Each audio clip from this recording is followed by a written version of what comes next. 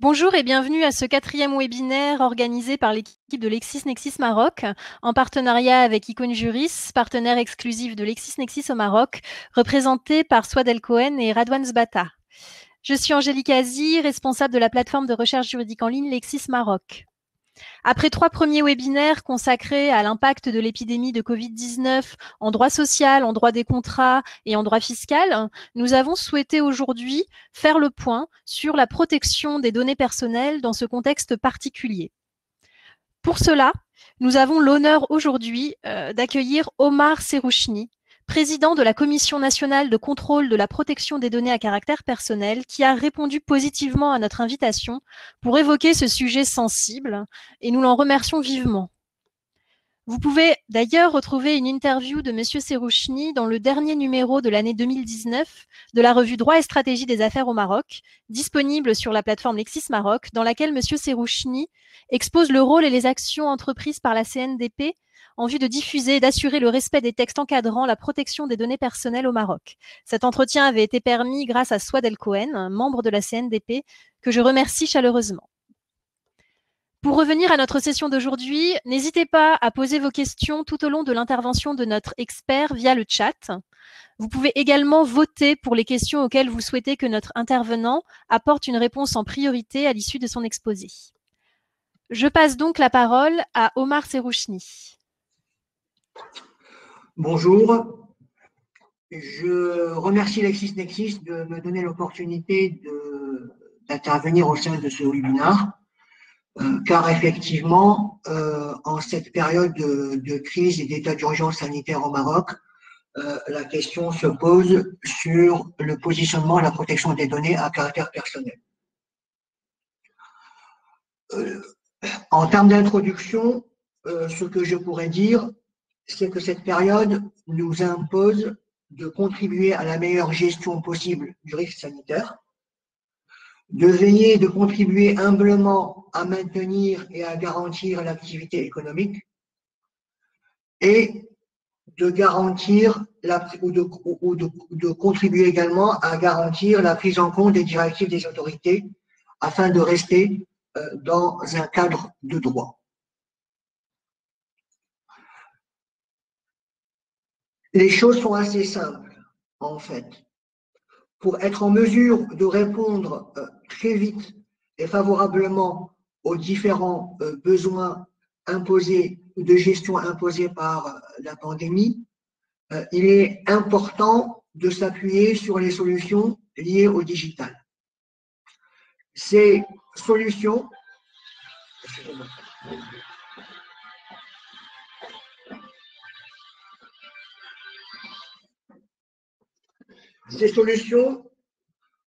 appuyées sur le digital provoquent une circulation très importante des données à caractère personnel. Donc, on se retrouve avec une situation à gérer.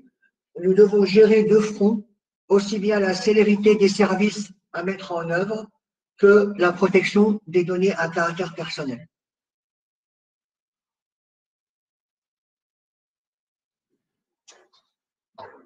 La CNDP donc, a dès le début adopté une position claire en affichant les priorités suivantes. Premièrement, appui pour la gestion du risque sanitaire. Deuxièmement, appui pour le maintien de l'activité économique. En d'autres termes, la protection des données à caractère personnel vient en appui à ces deux priorités. De nouvelles situations se présentent à nous. Je répondrai bien sûr à comment on va gérer la période, on va dire, qu'on va qualifier de normale avec la période d'urgence et comment est-ce qu'on va apporter des réponses par rapport aux travaux que nous étions en train de mener en situation de normalité et ceux que nous devons de mener en période d'état d'urgence. Un autre élément important, et si on reste sur le slide précédent, un autre élément important est de ne pas retarder, de quelque façon que ce soit, la gestion et l'instruction des dossiers, en particulier pour les traitements qui sont liés directement ou indirectement à la gestion de la crise. Donc, on n'est pas du tout dans les délais que nous confère la loi. Nous sommes dans des délais qu'impose l'état d'urgence. Alors, comment voulez-vous qu'on procède par rapport aux questions? Je vois un certain nombre de questions défiler devant moi.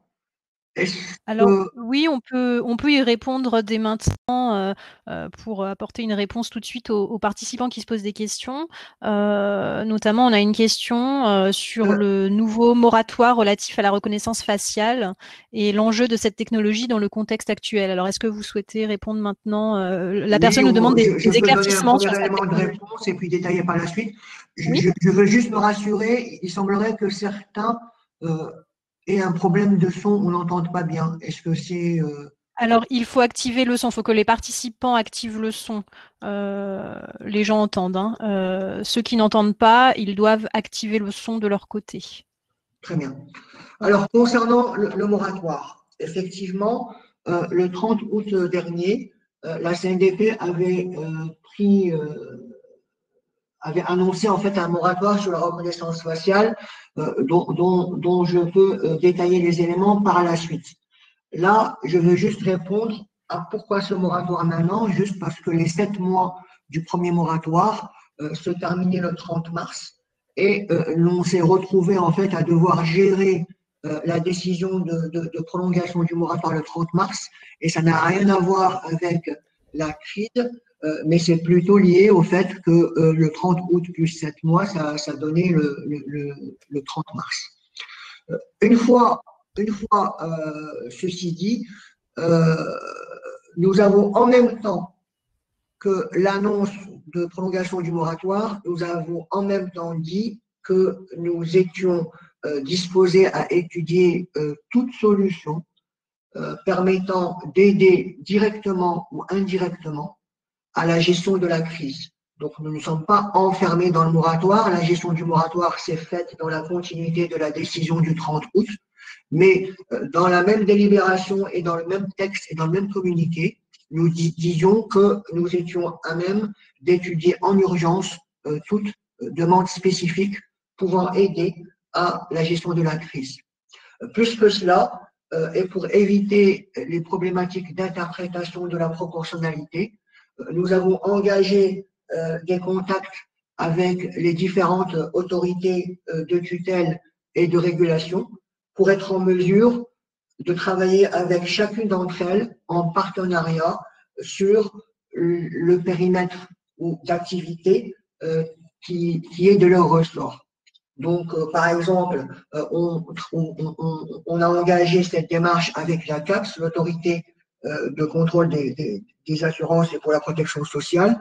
Nous avons engagé cette démarche avec la Banque du Maroc en tant pour le secteur bancaire et nous aurons les mêmes approches avec la NRT pour les télécommunications ou avec d'autres autorités. Donc, le moratoire, il est géré selon 2 échelles temporelles. La première qui concerne la situation normale, et donc là, on va sur une prolongation jusqu'au 31 décembre. Et la deuxième échelle temporelle, c'est le fait qu'on traitera immédiatement tout sujet lié à l'usage de cette technologie. D'autres questions peut-être? Alors, on a des questions sur éventuellement le positionnement de la CNDP par rapport au traitement des données personnelles des salariés en entreprise. Est-ce que vous voulez qu'on en parle maintenant ou peut-être que vous voulez en parler plus tard? J'en parle dans 2 ou 3 slides. J'avance un peu et… D'accord, alors avancez et puis on reviendra sur ces 2 questions qui sont très intéressantes, je pense. Donc, voilà, on y revient juste après. Tout à fait. Donc j'évoquais tout à l'heure que nous avions une gestion de ces 2 propriétés, de ces 2 priorités, donc gestion du risque sanitaire et maintien de l'activité économique, et qu'on se retrouvait avec une circulation des données accrue, et de ce fait, ces données à caractère personnel devaient être protégées. Nous nous retrouvons également devant des situations nouvelles où nous sommes obligés de réfléchir et de statuer pour permettre de rassurer les différents opérateurs économiques ainsi que les citoyens et de les accompagner humblement par rapport à notre lucarne de protection des données à caractère personnel pendant cette crise. Nous pouvons passer à la page suivante. Donc la commission s'est organisée pour se réunir quotidiennement et parfois même le week-end pour être en mesure de statuer sur la notification réceptionnée ou sur tous les sujets qui permettraient de répondre aux problématiques liées à la crise du Covid-19.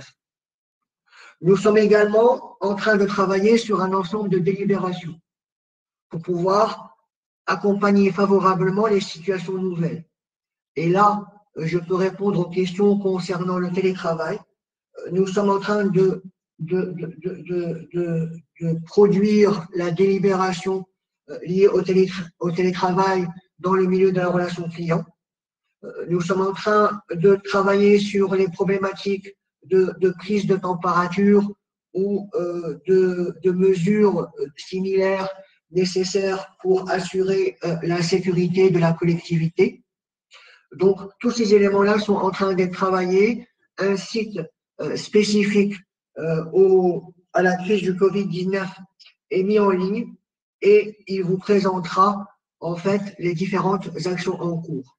Nous sommes aussi, et c'était pour moi l'intérêt en fait de ce webinaire côté CNDP, c'est de donner un signal clair et franc à tous les acteurs pour nous saisir de toutes les problématiques qu'ils jugent utiles à traiter. Je le répète, nous nous saisirons de toutes les problématiques que les uns et les autres identifieront comme nécessaires à traiter. Nous souhaitons accompagner cette crise dans un cadre de protection des données à caractère personnel et ne pas nous retrouver à la sortie de crise avec un ensemble de traitements sauvages qui pourraient compliquer la situation par la suite. Oui, parce que beaucoup de personnes se posent la question du respect du secret médical dans l'entreprise et en même temps la nécessité de recueillir des données personnelles des salariés, notamment sur la température. Donc la CNDP va apporter des réponses prochainement sur cette conciliation à faire entre… oui, tout à fait. Et ça sera en fait des réponses qui seront valables pendant la période d'urgence, qui ne seront pas valables après le retour à la normale que nous espérons, que nous appelons de tous nos voeux, évidemment. Mais pendant la période d'urgence, à un moment donné, il faut savoir qu'est-ce qu'on veut faire. Est-ce qu'on veut protéger la collectivité en évitant qu'une personne positive ou estimée positive puisse créer ou favoriser la contagion, ou est-ce qu'on veut rester campé sur une vision figée de ce que c'est que les données à caractère personnel. Que la donnée soit protégée, il faut que la personne déjà le soit. Bien sûr. Voilà. D'autres questions?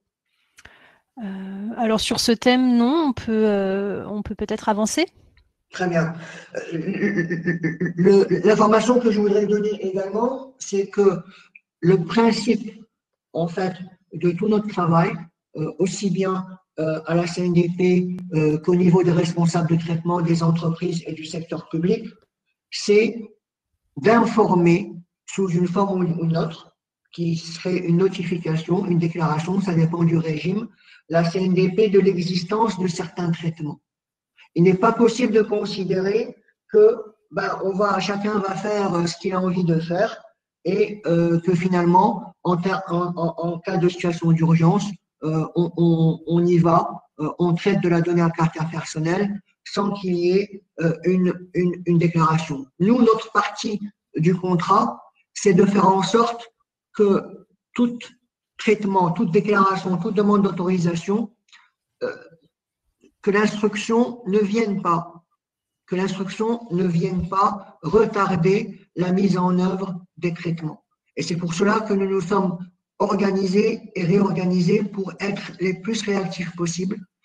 Nous avons, par exemple, à titre d'exemple, l'autorisation préalable demandée par la CNSS pour assurer le règlement des aides forfaitaires.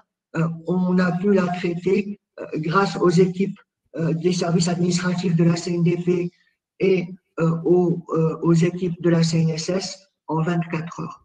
Donc, nous nous engageons à ce type de délai pour faire en sorte que la protection des données soit respectée, même en cas d'urgence.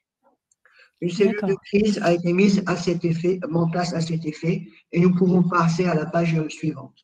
Alors, je reviens simplement parce qu'il y a des questions qui se posent sur le monde de l'entreprise. Certaines entreprises installent aujourd'hui des caméras thermiques pour détecter les salariés infectés. Est-ce possible sans déclaration préalable à la CNDP? Ce que nous disons, c'est que tout traitement doit être déclaré. La déclaration ne coûte rien en temps. Et le principe de la déclaration, c'est qu'elle doit donner lieu à un récipicé qui est fourni en 24 heures et qui ne va pas retarder la mise en œuvre du traitement. La question qui se pose, c'est est-ce que ces caméras thermiques vont passer sous le régime de la déclaration ou celui de l'autorisation préalable. Et nous invitons donc les personnes qui souhaitent avoir recours à ce type de mécanisme de prendre contact au plus vite et nous pourrons réagir très vite. Encore une fois, nous sommes dans des délais de 24 heures, 48 heures pour apporter les réponses adéquates. D'accord. Et une dernière question sur ce point, concernant la prise, les contrôles généralisés et systématiques de la température corporelle des travailleurs. Si ces prises de température ne s'accompagnent pas d'un enregistrement ou d'un traitement de données personnelles, la loi numéro 0908 ne serait pas applicable. Est-ce que vous partagez cette position? En fait, nous sommes, le sujet en fait s'est présenté à nous et nous avons plusieurs situations possibles. La première, c'est prise de température avec le consentement, bien sûr, et on décide est-ce que la personne a une température au-dessus d'un certain seuil ou pas. Elle entre, elle n'entre pas, pas d'enregistrement. La deuxième situation a été, enfin, nous avons certains employeurs qui nous disent oui, mais d'après ce qu'on est en train de vivre, le suivi de la courbe de température peut être elle-même un indicateur à l'état de santé de la personne. Donc là, nous sommes en train de travailler pour savoir dans quel cadre on peut avancer sur ce type d'usage, pouvant peut-être inclure la participation du médecin du travail ou d'autres dispositifs. Nous sommes en train de travailler sur ces sujets-là. Très bien. Oui. Très bien. Nous pouvons passer au slide d'après. Donc, nous avons également mis en place un registre spécial au sein duquel nous notons tous les traitements notifiés ou ceux observés pour pouvoir par la suite suivre leur statut à la sortie de la crise ou pour ceux qui sont observés pendant la crise. Comme je disais tout à l'heure, nous souhaitons éviter qu'on se retrouve avec une profusion de traitements sauvages qui compliquent la situation par la suite. Nous sommes en train de vivre, par cette période de crise, une accélération du digital, ce qui est bénéfique. Nous disons simplement que pour que cette accélération soit profitable et soit utile, il faut qu'elle puisse s'appuyer sur une protection des données à caractère personnel, car c'est cela qui va renforcer la confiance en ces solutions digitales.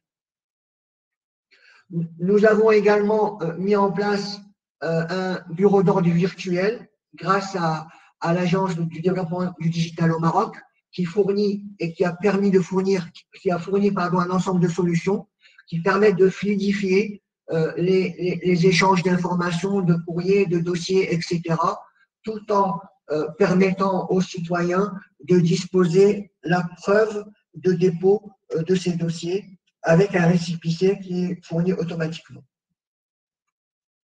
Nous pouvons passer à la page suivante ou s'il y a des questions sur ce sujet-là. Il y avait une question sur savoir comment les formulaires de demande à la CNDP pendant cette période de confinement, les déplacements entre les villes étant restreints. Une personne voulait savoir si la CNDP avait mis en place une plateforme pour permettre le dépôt des demandes. Alors, c'est exactement ce bureau d'ordre virtuel. Voilà, c'est ce dont vous parliez. Il suffit d'aller sur une adresse. On a le moyen de diffuser par rapport aux personnes qui sont présentes une petite note d'information par la suite ou c'est compliqué? Oui, par la suite, oui. Et effectivement, on pourra diffuser des informations puisqu'on a…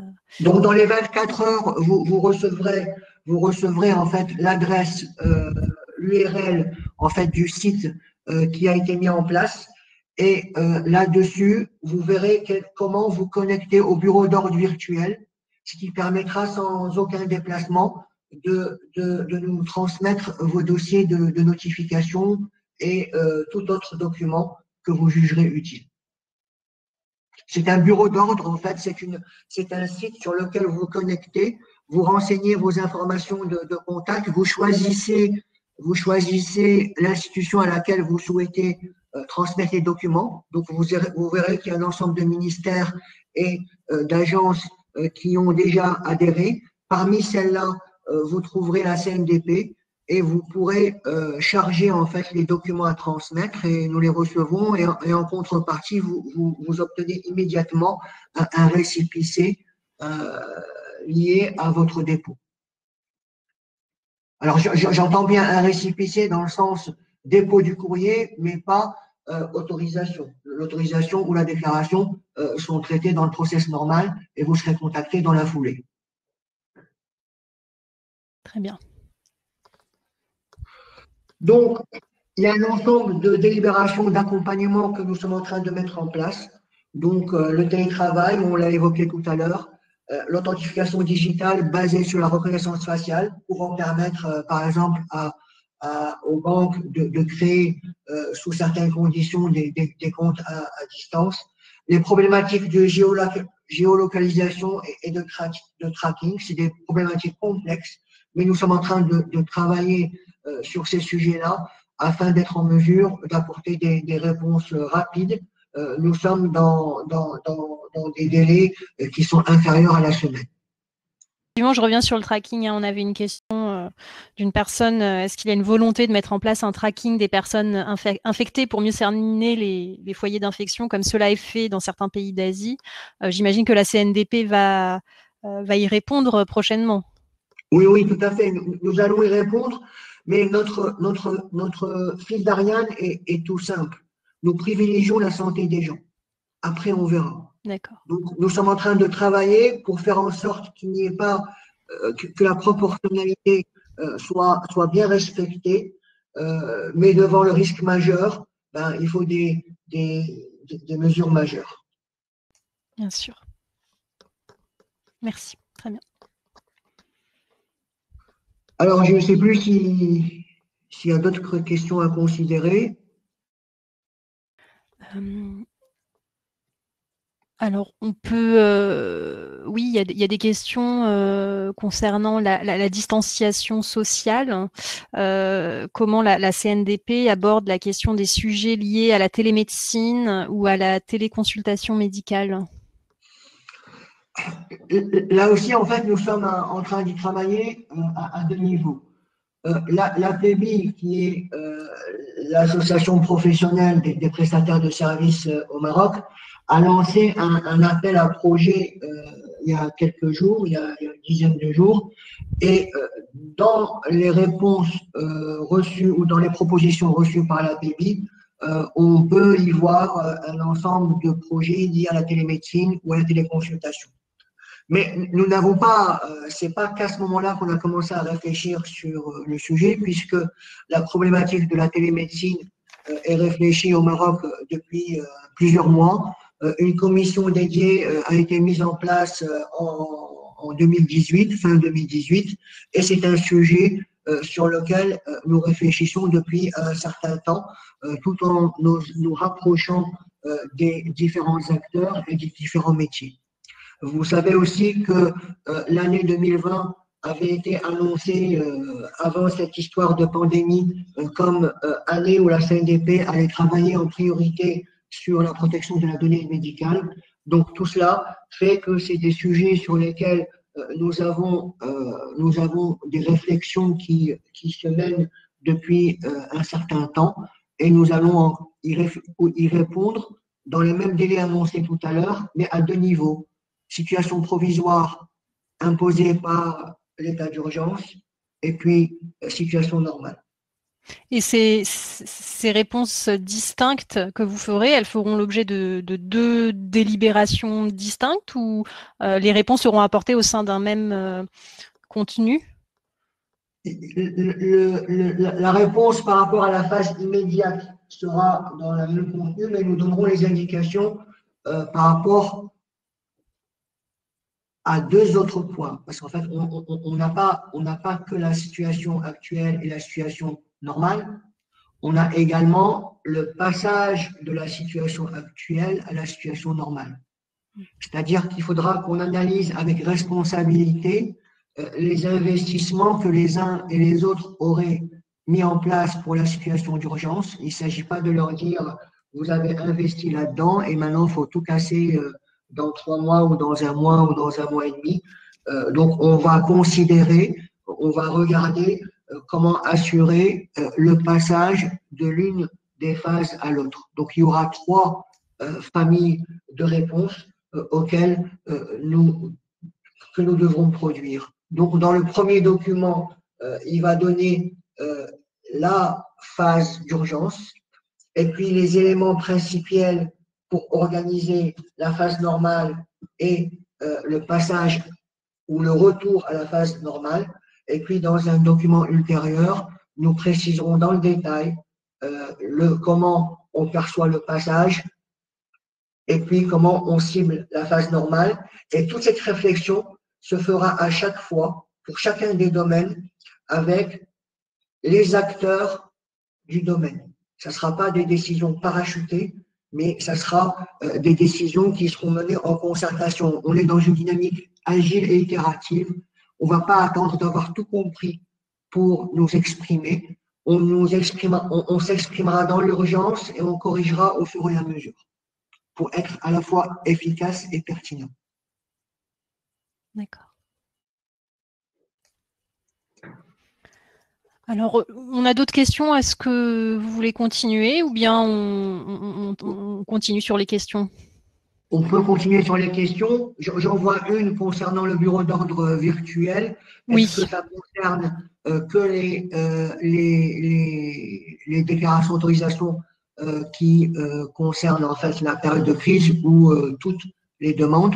Cela concerne toutes les demandes parce que il y a un circuit d'urgence, mais il y a aussi contribuer au confinement et à la distanciation sociale, éviter que les gens se présentent au bureau de la CNDP et protéger également nos collaborateurs. Donc c'est à la fois dans le sens de la protection des citoyens, des responsables de traitement et de nos collaborateurs. Donc le bureau d'ordre virtuel, il s'applique à toutes les demandes.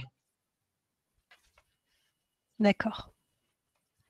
Alors, j'ai relevé une question sur le fait que le Covid-19 implique l'émission d'organismes dans la vie privée et pose des difficultés juridiques en matière donc, de protection des données personnelles.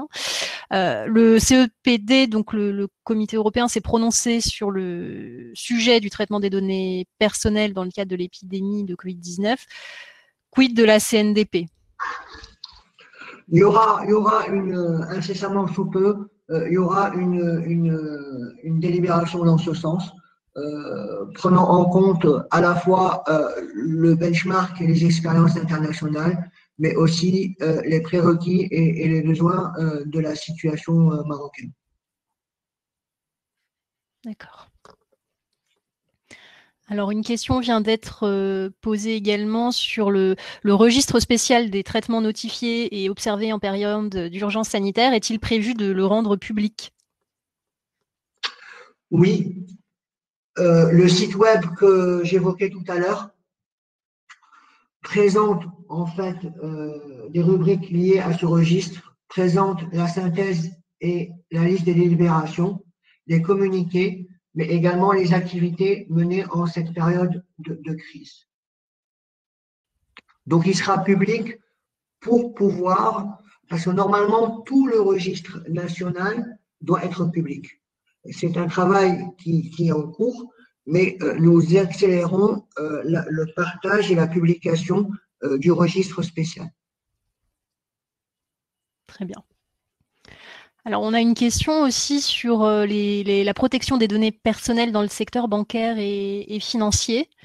Est-ce que la CNDP envisage donc d'organiser des réunions avec Banque Al Maghrib, le GPBM et la PSF pour se prononcer sur ce secteur en particulier? Nous faisons un peu plus qu'envisager, puisque les réunions avec Banque Marine, donc l'autorité de tutelle de la Banque centrale, ont déjà eu lieu. Nous sommes en travail et en collaboration.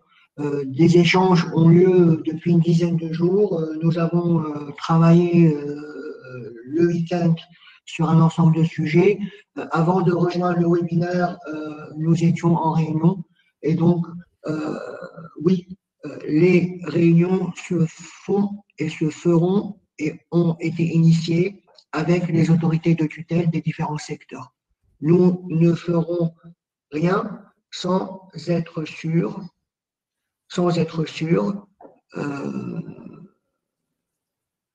d'avoir bien compris la problématique du secteur concerné. D'accord. Alors, on a une question très pratique. Que faire si, suite à une déclaration, aucun récépissé n'est délivré dans les 48 heures qui suivent? Alors, je vois que c'est la question d'un connaisseur des délais de la CNDP. La loi, en fait, il y a deux dimensions. Il y a, lorsqu'on parle de récépissé, ça concerne les déclarations. La loi veut que ça soit fait en 24 heures. Là, nous pensons que nous allons respecter sans variante particulière ce type de délai. Concernant les autorisations préalables, la loi nous donne 2 mois plus 2 mois. Le passé faisait que ces délais étaient très largement, on va dire, réévalués parce que on arrêtait le compteur dès lors qu'on était en échange avec le responsable de traitement. La CNDP avait pris le parti, depuis sa création en 2010, d'aborder une approche pédagogique et de ne pas rejeter les dossiers sans engager une période d'échange et d'instruction en collaboration avec les responsables de traitement. Pour être honnête, ce n'est pas la seule raison des retards. Et vous avez peut-être pour certains vu un communiqué qui a été sorti au début de la période de crise, où on disait il y avait 2 phases dans ce communiqué. La première, on s'était organisé depuis ces derniers mois pour réconcilier le temps de la conformité avec le temps économique. C'est-à-dire qu'on ne pouvait pas demander à un acteur économique de rester en attente d'une autorisation des semaines et des mois. Et que de plus, du fait de la situation de crise, on basculait dans une situation d'urgence. Tous les traitements liés à la crise, nous mobilisons pour les traiter dans les 24-48 heures. Par rapport aux traitements normaux, c'est-à-dire qui ne sont pas liés à la crise, bien sûr, nous resterons pour l'instant dans les délais que nous permet la loi, mais on ira au-delà de ça. Enfin, on espère, notre objectif est de ramener les choses en termes opérationnels de 2 mois plus 2 mois à environ 6 semaines. Très bien. Alors, est-ce que vous voulez terminer ou C'était un continuer peu avec certaines questions? mon dernier slide. On peut Oui. continuer l'exercice Alors, des questions. questions. Je vais en prendre quelques-unes encore. Je reviens sur une question qui a recueilli beaucoup de suffrages. Qu'est-ce que vous pensez de la vulnérabilité que représente la plateforme Zoom, que vous connaissez, hein, puisqu'on en a parlé hier, et qui doit être pas mal utilisée par les entreprises en télétravail? Que dois-je penser? S'il y a des failles et que ces failles sont publiques, ben déjà ça doit rééquilibrer, euh, comment dirais-je, le positionnement commercial de telle plateforme. Et ensuite, bien sûr que c'est inadmissible, mais là, Zoom n'est pas dans notre périmètre de juridiction, c'est géré par ailleurs, mais ça pose une question quand même. Lorsque dans un pays comme le Maroc, on a des plateformes internationales, que doit-on faire? Notre tendance est de vouloir les intégrer dans le dispositif légal national. Nous avons souvent des observations d'utilisateurs qui nous disent mais vous êtes fous, pour qui vous prenez ces plateformes, on en a besoin. Ben, nous, on pense et on maintient notre position qui est de les ramener en discutant un cadre légal national. Et puis, on espère que les différents utilisateurs feront leur introspection par eux-mêmes et décideront s'ils veulent continuer à utiliser des plateformes qui ne sont pas encadrées ou s'ils préfèrent courir ce risque-là et accéder à leurs services. Très bien. Alors, on a un participant qui se pose une question concernant la protection des données personnelles dans le secteur des assurances. Est-ce que vous pouvez nous dire un mot sur ce secteur en particulier? Alors, je ne sais pas quel est le fond de la question, mais je vais répondre selon ce que je comprends. Nous avons à la CNDP, et là on sort un peu de la période de crise, mais on n'en est pas loin. Nous avons annoncé au niveau de la CNDP que l'année 2020 serait une année où on travaillerait en priorité sur la donnée médicale. Et plusieurs problèmes se posent par rapport à ces données médicales. Entre autres, la question de la circulation des ordonnances et des prescriptions qui vont entre administrations, au niveau des assurances, au niveau des mutuelles, etc., et pour lesquelles on reçoit plusieurs plaintes et plusieurs interpellations en termes de protection. Donc, nous avons là aussi adopté la même démarche que celle évoquée précédemment. Nous nous sommes rapprochés de la CAPS et nous avons eu des réunions avec la CAPS, la CNOPS et la CNSS pour étudier la circulation, par exemple, des ordonnances et voir comment est-ce qu'on pouvait améliorer la protection des données à caractère personnel et comment est-ce qu'on pouvait mettre un terme au fait que des personnes qui n'en ont pas forcément la compétence se retrouvent à manipuler et à consulter des originaux d'analyse médicale ou des originaux ou même des copies de dossiers médicaux. Donc c'est un travail qui a été initié, qui n'a pas encore abouti, mais qui est dans qui est comment dirais-je programmé. Bien sûr, cette programmation est perturbée par la phase actuelle, mais c'est un sujet important sur lequel nous travaillons. D'accord, merci pour cette réponse. On va envisager la période post-confinement. Une personne s'interroge sur la manière d'envisager le traitement des données de santé des salariés en période post-confinement, avec cet objectif d'éviter la contamination sur le lieu de travail. Est-ce que la CNDP va apporter des réponses sur cette période vraiment de post-confinement?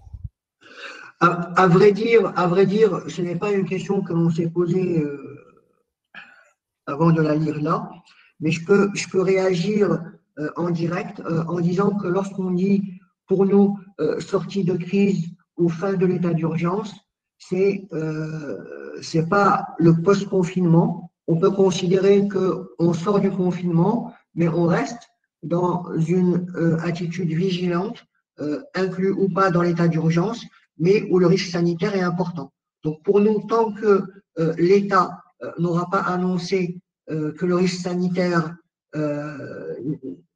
n'est plus là, enfin le risque sanitaire lié au Covid-19 n'est plus là, on restera en mobilisation avec le type de dispositif que j'ai annoncé.